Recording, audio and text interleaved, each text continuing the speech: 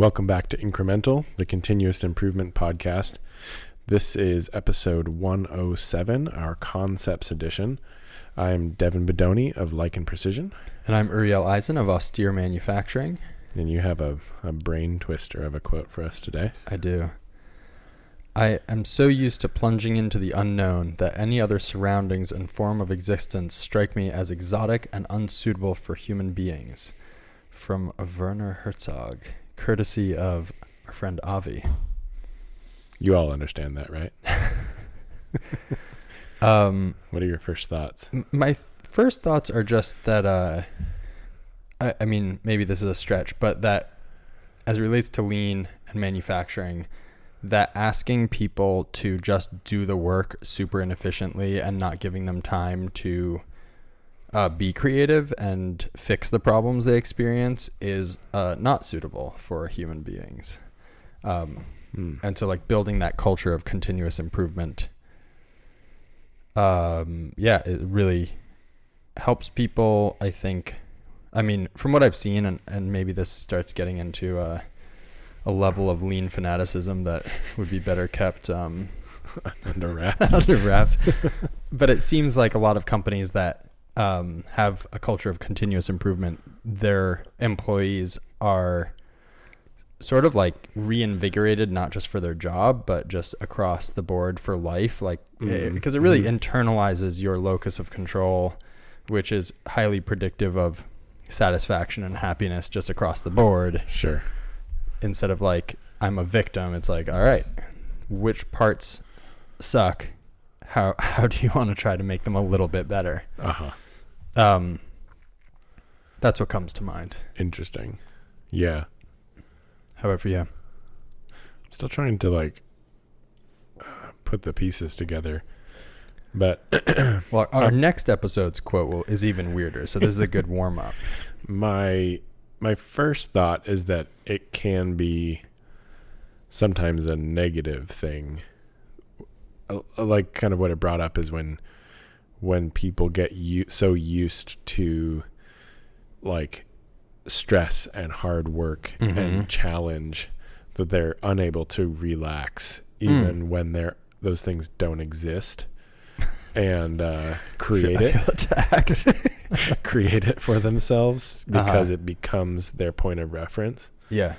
Which I think probably myself and many people listening to this can relate to, unfortunately. Yeah. And it can, I think when I see this in the older generation of people that I know who have worked for themselves and run businesses, that when they kind of eventually get to the end of their careers, oftentimes they have a major challenge sort of like stepping back. And I think it's sort of this, where it like being relaxed and not being stressed starts to feel exotic and unsuitable because there is no reference point that they're used to. Interesting. Yeah. So that's not really a lean take, but just that's what it made me think of off the bat. Yeah. Interesting. Should we jump into your sure top topic here? My top topic. Top. Yeah, so I've been thinking about, as we've transitioned to physical work order slips traveling with material and information in the shop, about, well, the way I wrote it here is that Kanban is a self-reinforcing system, in that like a lot of the state, like in data systems, often what becomes stale is state. Right? Like, okay, information can become out of date. Yeah. A status can become out of date. And generally it's because people have to interact with those statuses or states in one way or another, and that stops happening. Right. What's so cool about Kanban as a principle is that generally the act of doing something, as in like using Kanban to place an order or to move material from one place to another, indicates state in the process. It's not an extra step. Yeah. It kind of is an extra step, but at some point it's so like, what am I going to cut? I need a Kanban to figure out what material to cut. And so then you're already interacting with it. Exactly. So the way I wrote it here is it's a self-reinforcing system. Yeah. You need the card to know what you need to do. And so it moves with the physical objects, but then the card, where the card is in space, indicates status. And you can't do the one without the other. So it's self-reinforcing. And just that all data systems, I think, need to work to emulate that as much as possible. And I think that's where a lot of systems really start to break down. Well, so it's interesting. I mean, in trying to figure out, in working on ARDA, and actually just over the last few years, I've talked to people who study like information science and like just like the theory behind information flow as it relates to Kanban. And it's a bit of a weird premise, like Kanban, because you're not trying to deliver the information all the way upstream where the work starts. Sure. Which seems backwards because it's a lot less efficient in theory, but it turns out that the other way is a lot less efficient in reality, in practice. Yeah. And so I think that's part of why a lot of information doesn't work that way, because it's like, okay, if we need information here, here, and here, let's just surface that information across all of those. Right? Like we're trying to build a digital, we'll see how it works out, but a digital dashboard for Kanban, for internal Kanban. I'm a little concerned for exactly the reasons you just brought up, which is like, there's something very nice and useful about having a physical card that, and that it's not an added step, that it's kind of like a big part of how you do the work. Right. But it's interesting to try to figure out how, like where that information, what you're doing with that information, and ensuring that it is necessary and also doesn't travel too fast to inform the whole process, even though you sort of can. I don't know. But yeah, I think that's sort of a big reason why, is because if you're in a spreadsheet programming, you're kind of like, right, we have all this information. Let's give it to everyone. Yeah.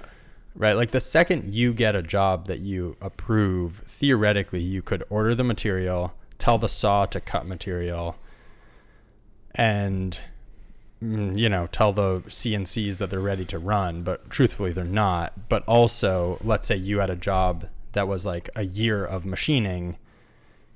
It is very evident that you don't want to order all the material at once. Right. And an ERP doesn't really do that, but it's also true, and this is what an ERP starts to do, it's also true that you might fall off your cadence for whatever reason. Like the saw goes down. Right. Do you want another load of material, even though you're not going to use the one that already arrived last week, for another week? Right. Like, probably not. Yeah. And yeah, I don't know. And yeah, so it's an interesting point. On the self-reinforcing side, I've really been noticing with Kanban in the shop how much more information, like every time I've purchased something, I add more information. Like today I was like, oh, this doesn't have an order quantity set. Let me add that. This one doesn't have a vendor set. This one doesn't have an image. And so you're constantly refining it, which is kind of cool. Anyway. That's cool. Yeah. Yeah. This sort of goes straight into my next, very similar, but so we have these work order slips that are sort of treated as Kanban for each work order. And then it's becoming clear that anything that can exist on that sheet really should. Like my knee-jerk reaction was like to strip down as much information as possible and make it as clean and simple as possible, and rely on scanning. But what I'm finding is that like scanning just adds a level of complication that's totally unnecessary, except in some instances. So I guess scanning is only really useful if you want to make an edit. Yeah, so it's basically if like basic reading, if basic like information gathering is what you need, like scanning adds an extra layer of terminal availability, time, like time and frustration, depending on how quick your technology works. And so basically I'm like, you need it if the information is too long form for the physical space that you have on hand on those sheets. Like G-code, for example. Like G-code. Yeah, like a complete setup sheet if you're trying to keep it to like one small piece of paper. If it needs to be referenced in multiple places at once, although that can still sort of exist. Okay.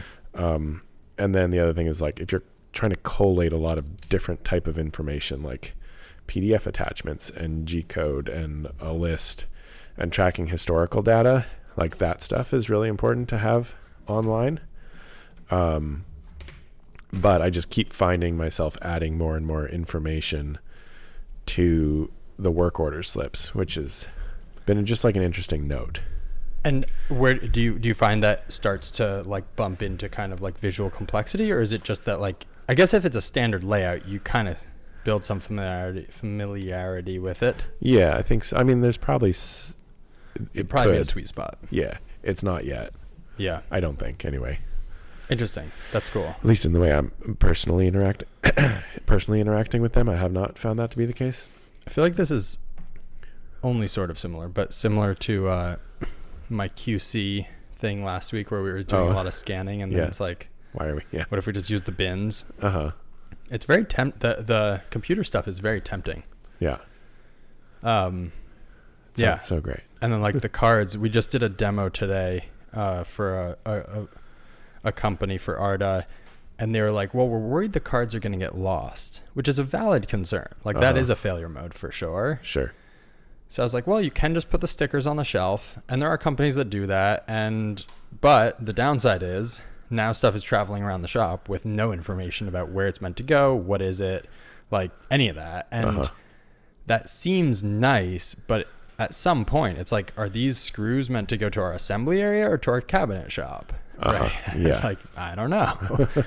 And now someone needs to run around to figure that out. So yeah. And I will say, like, once you cross a certain threshold, which it sounds like you guys have, and I think we have recently, where most things do have a Kanban, you're kind of like a little perplexed when something doesn't. And like, that's, and you're like, I don't know what this is. Yeah.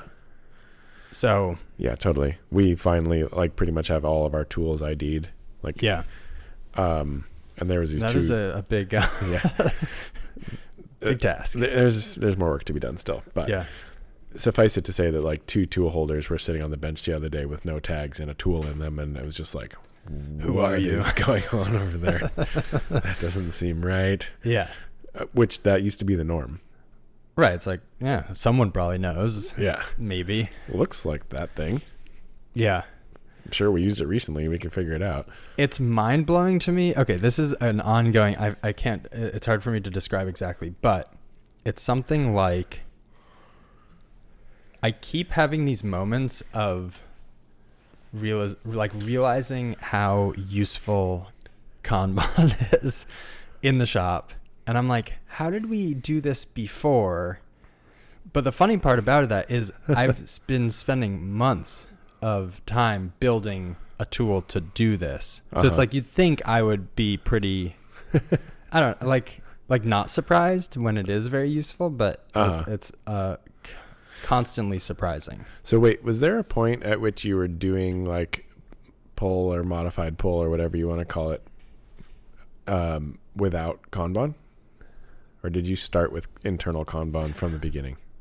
So I forget how many months we worked on it without any Kanban, but yeah, so very early we started using paper Kanban, just with Sharpie, and that was really useful.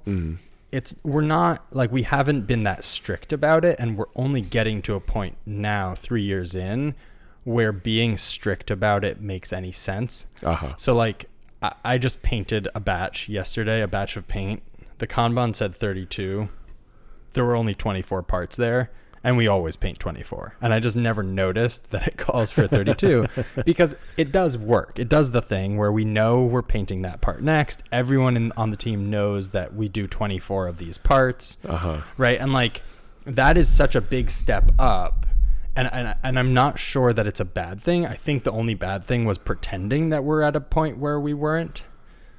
meaning like writing those numbers, or maybe I don't know. The bad thing would be if someone were to come in who didn't know, and then it would be confusing. And we'd explain it to them, and everyone would treat that as being normal, because like, why would you know this? Instead of being hopefully you'd change the card instead of explaining. You might be overestimating.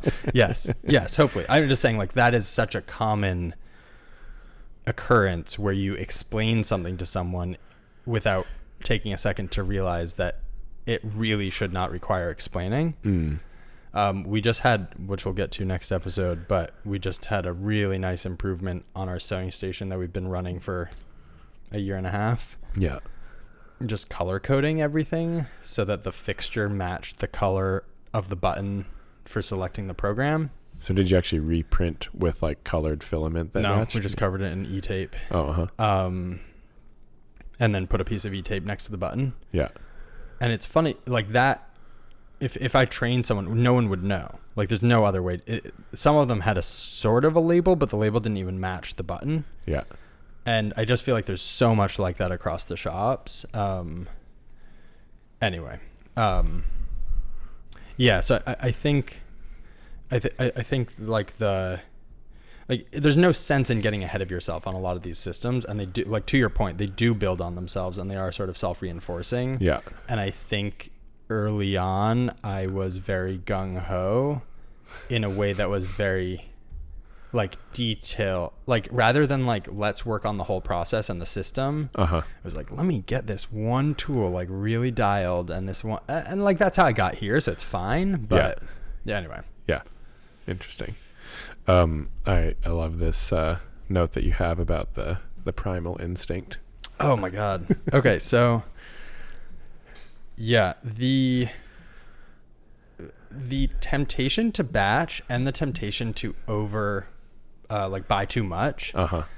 It feels so deeply ingrained. It feels like instinctual or something. Yeah, I can where I'm imagining like being a field mouse, like in a burrow with a huge pile of seeds, and just being like, yes, like this is good. Yeah, this bodes well. I've never been somebody who has like a ton of money or anything, so I'm not sure exactly what that feels like.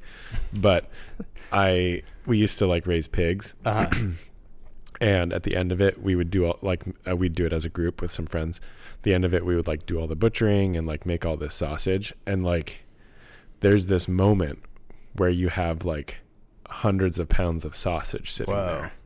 And like, it's a feeling of being rich that's unlike anything I've ever experienced in my life. That is very interesting. And I do like, it feels very similar to this, that there's like something very primal about like, I have the thing. I have a lot of the thing. Everything's going to be fine. Yeah. It's kind of wild. Yes. I was just buying, oh man, I think it was a index card stock. And I could buy 1,000. Oh, no.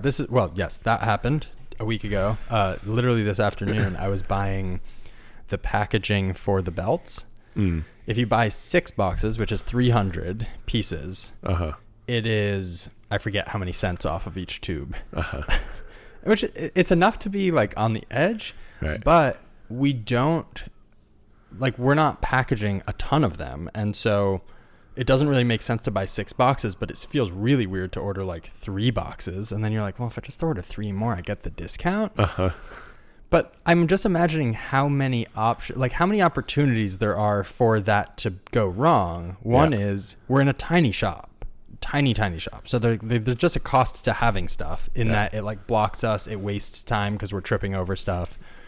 If they fall off a shelf or get wet or something, there's that option of just having defects. And then there's also, and this is sort of what made me the real deciding factor, was like, we're still working on that packaging, so it's not very solidified.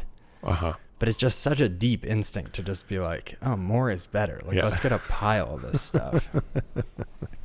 Which it kind of makes the whole, it makes lean manufacturing so all the more sort of impressive that like a massive organization was like able to overcome human instinct. Yes. For sure. I mean, yeah, it's kind of crazy. Like, I remember reading the books, and one of the things that was really exciting to me is that it sort of gave me permission to spend a lot of time on improvements, whereas before it didn't seem like good business sense, but I really liked doing it. And then I was like, oh, it is good business sense. That's awesome. Let's go. But as like for Toyota, yeah, it's super impressive. Like they didn't have those books. Right. And then just sticking to it. And yeah, very cool. You know what sounds good? Not having things to sell. Yeah. Okay. So I have two things, sort of adjacent topics. One is PFEP, or plan for every part. And the other is, which I stuck in next week, but I'm just going to pull it in. How nakedly obvious it is that shrinking batch sizes is beneficial.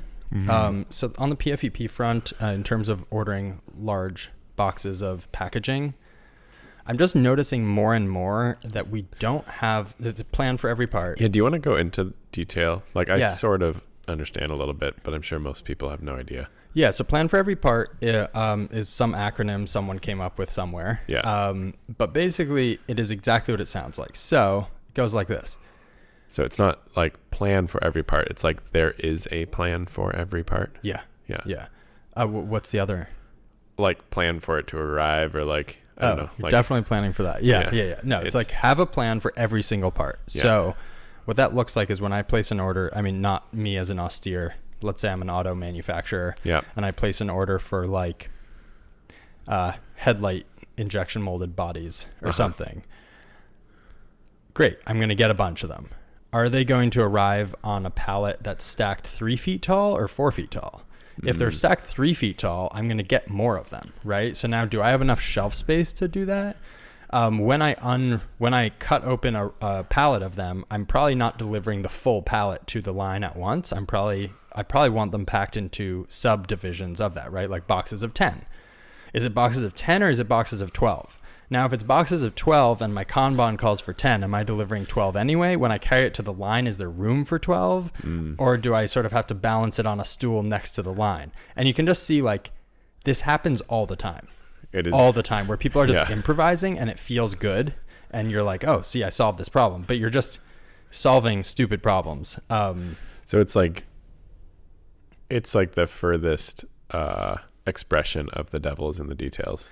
Yeah. So it's literally, okay, what is the dimension of the part? What is the weight of the part? How many do you want packed together in a subdivision, like in a sub box? What if there's another layer, like say it's screws and you want them in bags of 100, and then you want 10 bags of 100 in a little cardboard box, and then you want 10 of those cardboard boxes in a bigger cardboard box, and then you want 50 of those on a pallet. Like that's all specified. What are the dimensions of the pallet?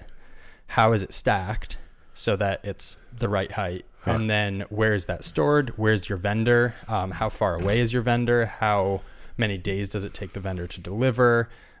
Just every single piece of it, right? And it's specifically mostly about like transport, logistics, storage, lead time. Essentially, it's as far as like, this is my very simplified version in my shop. I'm just like, I keep realizing that we don't have a plan for every part, even parts that are very reliably going to arrive or going to happen.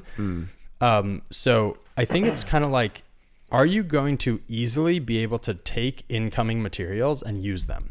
And if the answer is no, it's because you don't have a good plan. And maybe you're ordering more than fit comfortably on the shelf. I mean, here's a big eye opener that is so dumb.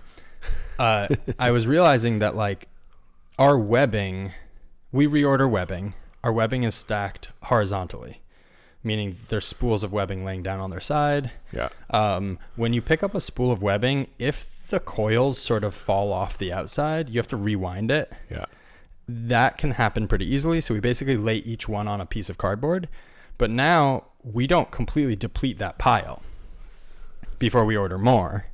Now the new ones come in, but we want to first in, first out that pile. So now we unstack the webbing off of the shelf. We put the new stuff in, and then we restack the old stuff, which is a huge opportunity for defects. And if we just develop a plan, which now we have, the new plan looks like this. And this is where Kanban is so essential, of actually not overstocking, because whatever it says on the Kanban now, if it says order 6 spools, you better order 6 spools and not 7, because there's a very good chance we've allocated space for 6 spools so that it can comfortably drop on the shelf. And so what we're going to do now is we have 2 shelves right next to each other that are both allocated to one color webbing. And so when we deplete one stack, we order the replacement that drops in on that other shelf, and then we sort of flip-flop back and forth. And so now there's less chance for defects. It's faster. It's effectively a 2-bin system, but without bins. It's a 2-bin system, and it doesn't actually take up more volume if you think about it. Like, that sounds dumb to have space adjacent next to a shelf, but it's the same as having space available above an item on a shelf. And so you can start to plan for these things, right? It's like, well, it takes more horizontal space, right? But less vertical space. Yeah. Or we can even build a 2-bin system vertically that's like a sub crate or something. Right. And now this is where vendors come into this. I don't have the confidence in our vendor that if I select a certain dimension box that they will always send it like that. Mm-hmm. But I'm sure if I was Toyota, I could have that confidence. Sure. Yeah. Or GM or yeah, most companies. Yeah. We're like, it's on the PO. We're not going to pay you until. Yeah. Like, this is how we're packing it. Yeah. And also they have to run a whole procurement process for the packaging, because it's not like, oh, let me see if we have boxes on the shelf for this 5 million part order. Anyway, so that's it. But here's another silly example of realizing we don't have a plan for every part. Every time I get out more filament at the 3D printer, there's a cardboard box that is now extra. We don't have a recycling next to the 3D printer, so they always end up sort of in a pile on the floor. We have a garbage, but we don't have a recycling. And the other day I was like, every single time, like, this cardboard box gets created. And so I'd have a few options. One would be to figure out with the manufacturer if they can ship it without the cardboard box. I'm not anywhere close to big enough to do that. Yeah. So the other option is to say, okay, the cardboard box is this size. I should have a good way of handling it. Yeah. And just have a plan. Because it sounds so simple when you say it. It really does. And yeah. So it's like, if you're doing a 2-bin system, I mean, so we did the install of Arta at your shop. Yeah. And like, the packing tape was kind of inconvenient because it was too bulky to fit in 2 bins. And so it's very easy to just go like, well, we'll just put it on the shelf and stick a card in here. But then when a new batch comes in, you're asking someone to like fiddle around with this tape to sort of unwrap it, stack it in this way, maybe, or maybe they don't. So like, I don't know. It just drains everyone's time and puts creativity in weird, silly spots, I think. Yeah. Yeah, absolutely. The other topic, well, unless you have. No, I was going to write something down, but it's not, nice. Not pressing. So shrinking batch sizes being advantageous. So like, we were sort of talking about overproduction being very tempting. Yeah. At any given process. So when I'm painting, I have all these parts that need paint. They are allegedly, I mean, they are. They're going to our assembly department to get shipped out for orders. So me making, let's say I painted, I don't know, like 1-inch cam bodies black. And I was like, let me make this super efficient. I'll paint bodies black for the whole week. And just make a ton of them because it's going to be so efficient. Yeah. We can't ship bodies. We need bodies and a cam. Right. And we have orders that can't ship even if we have a lot of black bodies and cams. We can't ship them because people have ordered other colors as well. Yeah. So like, obviously there's some thought to be put into like maybe reducing the color count, etc. An ERP would fix this for you, right? Yeah, absolutely. But when I like, I just switched recently. When I paint, instead of painting 32 bodies then 32 cams, I paint one rack of 8 of bodies, 1 rack of 8 of cams, which is sort of pedantic because of how the oven gets batched. But even the oven, now we load 1 sheet in at a time, where we used to wait till all of the sheets were loaded with parts and then load the oven and then hit go. Yeah. And it's just so clear that this is like a major hurdle for us to overcome before we can paint parts for assembly that day. because if we want to do that, we kind of need to paint in much smaller batches. And the other thing that it impresses on me when I watch it is that if we have an order that needs black cam buckles and black pin ladder locks, and I paint black cam buckles today, but I don't get to paint pin ladder locks till 2 days from now, and so we have an order that's waiting to ship, we didn't ship all of the cam buckles that I painted black. Right. So clearly that was the wrong mix of parts. And because the switching costs have to do with changing color, not parts. Yeah. If we could just shrink our batch size so that instead of doing 32 cams and 32 bodies, I did maybe 16 cams, 16 bodies, and 16 pin ladder locks, suddenly you're able to fill more orders today. Did you have any further discussion about increasing your buffers between paint and shipping? Yes. So I got a call from Andrew. Thanks for the call. Basically, after our conversation, he was like, yes, we went through exactly the same thing with a lot of expediting because we didn't have enough buffers.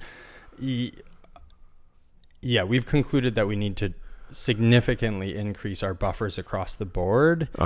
Because we sort of haven't earned the position of having low inventory. Like, we're sort of pretending to be lean in a funny way. It's like, look how little inventory we have. But meanwhile, our systems are not adequate to do that well. Yeah. And I think we just have a lot of noise right now because we keep running out of stuff. So we're always sort of playing this catch-up game, which doesn't give you much signal. It more feels like noise. Yeah.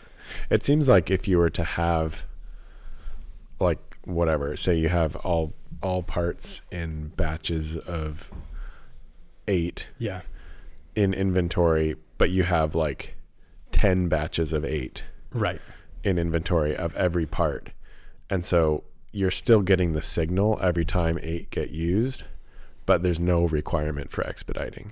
That's exactly what we're aiming for. And so we actually just started rebuilding our shelving that holds inventory, which I guess I called you about yesterday, making a bunch of these little trays that hold a bunch of bins that are all slid down, and we're rearranging the shop so that you can walk up behind the inventory shelves and like feed them in from the back, and then they're picked from the front. So that's going to be a really nice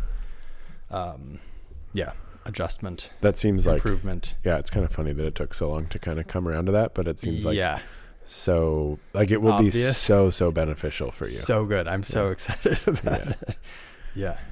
Interesting. Here's great podcast material. I'm going to show you a photo. Classic. I'll post it on the Instagram. But this is what we talked about on the phone. Those are the sheet metal trays I made. But then the plywood concept we were talking through, I think will be a good. I already made these. But this is cool.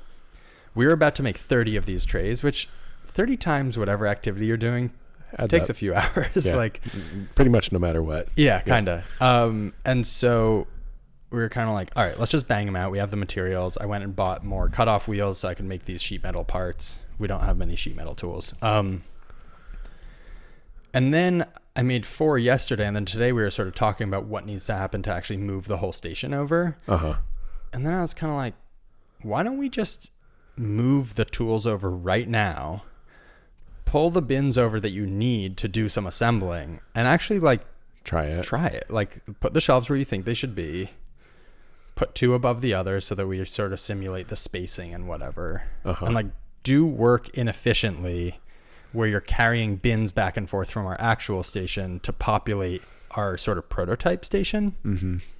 Felt like a real mature moment there. Instead of like full send and then learn all the things about, even if they're little tweaks. Anyway. Yeah. Interesting. And so what is the double stack situation about? You have like matched, so like a cam and a buckle, or like... Oh, sorry. No, we're just going to have tiers of shelving, and the spacing between the shelves is sort of critical, because the tighter we can pack it, the less you have to move your hand. The tiers aren't like some kind of a grid where it's like... We'll figure that out next. Yeah. I'm not sure. Gotcha. Then we were talking about... Anyway. maintaining orientation out of our QC department, which we also talked about like 2 years ago. It's a big thing. But we're finally, I think, in a position to do it with these chutes because we actually have a plan for every part. And so we can have little 3D printed trays that hold the things. And so then you'd literally pick up a part and put it right down into the assembly jig, not pick it up out of a random bin, reorient it, and then put it in. And I think that's just going to be a significant improvement, but we will see. Is there a world where your paint racks just like fall through the whole process and you just pull off of your paint racks? It would be really cool. I don't have a good answer. Yeah. My answer is no. Yeah. Or not yet, rather, but not for no good reason. I think it would take a lot of imagining and probably worthwhile. It would also require a lot more racks, which I don't know that that's a bad thing to have more racks. Sure. I don't know. Don't have an answer. Yeah. Interesting. Cool. Well, that's a good place to wrap up for today. Thank you everyone for coming along for the ride. We love hearing from you. Don't hesitate to reach out. You can find me on Instagram at lichen_MFG, on the internet at lichenprecision.com. We have a Patreon. Go have a look. And we have on Instagram, Incremental CI. We've been posting some more content there of improvements that have been happening in the shop. You can find me at austere_manufacturing on Instagram and austeremfg.com on the internet. Also arda.cards on Instagram and the internet. And we'll be back next week. Adios.